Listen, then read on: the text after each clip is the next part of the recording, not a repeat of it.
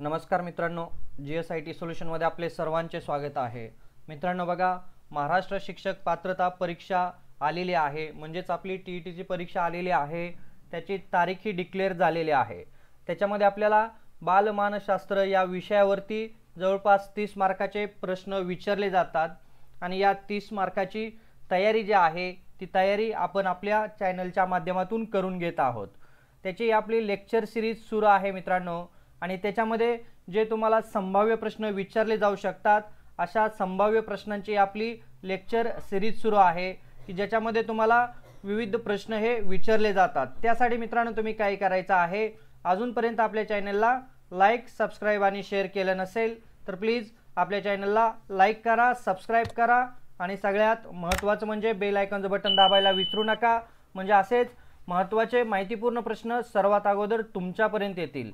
तर प्रश्न बघा काय आहे आजच्या प्रश्न मालिकेतील पहिला, राष्ट्रीय शैक्षणिक संशोधन आणि प्रशिक्षण परिषद म्हणजेच NCERT ची स्थापना कोणत्या वर्षी झाली? तर त्याच्यामध्ये ऑप्शन दिलेले आहेत 1958, 1961, 1968 आणि 1972।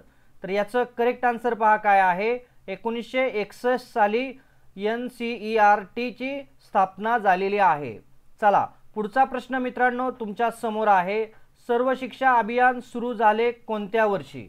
सर्व शिक्षा अभियान जे आहे ते कोणत्या वर्षी सुरू झालं आपल्याला इथं विचारलेलं आहे। आणि मित्रांनो पटपट उत्तर जे आहेत ते उत्तर कमेंट करा। 1998, 2000, 2001 आणि 2002। चला आणि याचं करेक्ट आन्सर पहा काय आहे, 2001। पुढचा प्रश्न मित्रांनो तुमच्या समोर आहे, सर्व शिक्षा अभियानाचा मुख्य उद्देश काय आहे? सर्व शिक्षा अभियानाचा मुख्य उद्देश काय आहे? उच्च शिक्षण मोफत करणे, 6 ते 14 वयोगटातील सर्व मुलांना शिक्षण उपलब्ध करणे, प्रौढ शिक्षण वाढवणे आणि शिक्षक प्रशिक्षण। तर चला याचं करेक्ट आन्सर पहा काय आहे, 6 ते 14 वयोगटातील सर्व मुलांना शिक्षण उपलब्ध करून देणे हे सर्व शिक्षा अभियानाचा मुख्य उद्देश आहे। पुढचा प्रश्न तुमच्या समोर आहे, सर्व शिक्षा अभियान हे कोणत्या कायद्याशी संबंधित आहे? बघा, सर्व शिक्षा अभियान हे कोणत्या कायद्याशी संबंधित आहे? RTI कायदा, बाल हक्क कायदा, शिक्षण कायदा 2000 आणि संविधान दुरुस्ती कायदा। चला याचं करेक्ट उत्तर पहा काय आहे, याचं करेक्ट उत्तर आहे RTI कायदा। पुढचा प्रश्न मित्रांनो तुमच्या समोर आहे, SSA कार्यक्रमाअंतर्गत कोणत्या घटकांवर विशेष भर दिला जातो? SSA कार्यक्रमाअंतर्गत कोणत्या घटकांवर विशेष भर दिला जातो? माहिती तंत्रज्ञान, सर्वसमावेशक शिक्षण, उद्योग विकास, उच्च शिक्षण। आणि याचं करेक्ट आन्सर काय आहे पहा, सर्व शिक्षा समावेशक शिक्षण।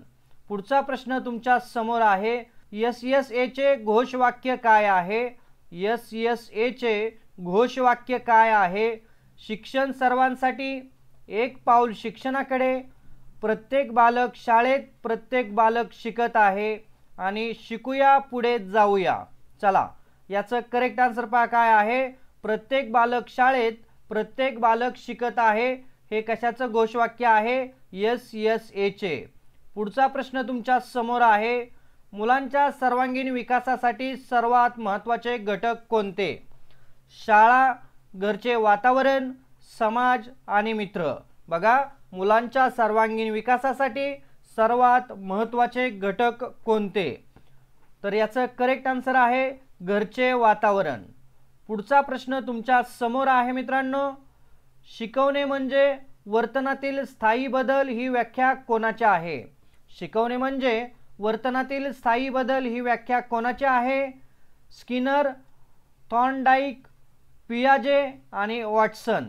चला पटपट मित्रांनो तुमची जी उत्तर आहेत ते उत्तर कमेंट करत चला।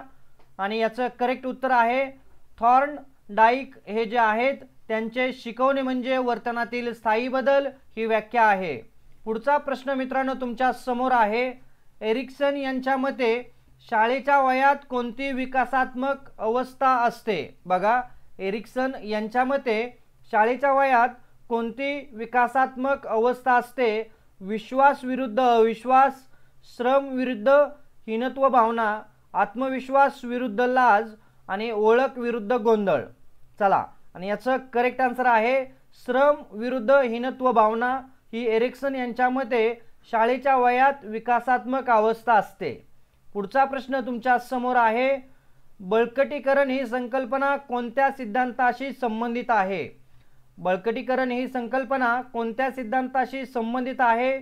वर्तनवादी सिद्धांत, संज्ञावादी सिद्धांत, मानववादी सिद्धांत, रचनावादी सिद्धांत. चला, आणि याचं करेक्ट आन्सर पहा काय आहे, वर्तनवादी सिद्धांत याच्याशी बळकटीकरण ही संकल्पना संबंधित आहे. तर मित्रांनो बघा, अशाच नवनवीन प्रश्नांसाठी तुम्ही अजूनपर्यंत आपल्या चॅनलला लाईक, सबस्क्राईब आणि शेअर केलं नसेल तर प्लीज आपल्या चॅनलला लाईक करा, सबस्क्राईब करा आणि सगळ्यात महत्त्वाचं म्हणजे बेल आयकॉनचं बटन दाबायला विसरू नका, म्हणजे असेच माहितीपूर्ण नवनवीन व्हिडिओ सर्वात अगोदर तुमच्यापर्यंत येतील.